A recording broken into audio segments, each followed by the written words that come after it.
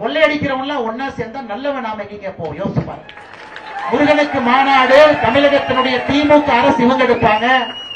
ஐயப்பனுக்கு மாநாடு கேரளால கம்யூனிஸ்ட் அரசு எடுத்தா, அப்ப இந்து முன்னணிக்கு தமிழ்நாட்டில் எந்த வேலைங்க? இந்து முன்னணி அவர்கள் எதற்காக முருக பக்தர்கள் மாநாடு நடத்தும்? இதையெல்லாம் கூட உங்களுடைய கவனத்துக்கு வைக்கின்றேன். நான் உங்களிடம் அருமை சகோதரர் ரஞ்சித் அவர்கள் சொன்னது போல உங்களிடம் இருக்கக்கூடிய ஒரே ஒரு ஆயுதம், சாமானிய மனிதன் இருக்கக்கூடிய ஒரே ஒரு ஆயுதம் நம்முடைய வாக்கு மட்டும்தான். அதை போடும் பொழுது ஒரு நிமிஷம் யோசிச்சு வேற எதற்குமே நம்முடைய மனதை பறிகொடுக்காமல் நேர்மையாக வாக்கை செலுத்தினாலே இந்த ஜனநாயகம் உருப்பட்டு விடும்.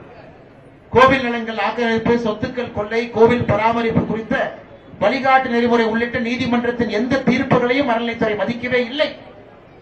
1986க்கு பிறகு தமிழகத்தில் கோவிலுடைய சொத்து மட்டுமே 1,00,000 ஏக்கர் நாம் இழந்திருக்கின்றோம். 1,00,000 ஏக்கர் சராசரியாக 1,00,000 ஏக்கர் இழந்திருக்கும்.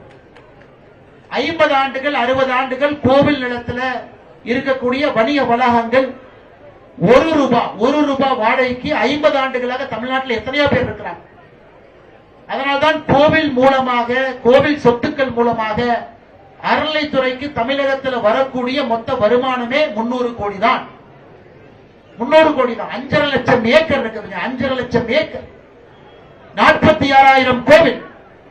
ஆனா கோவில் சொத்துக்கள் மூலமாக வரக்கூடிய வருமானம் என்பது வெறும் 300 கோடி.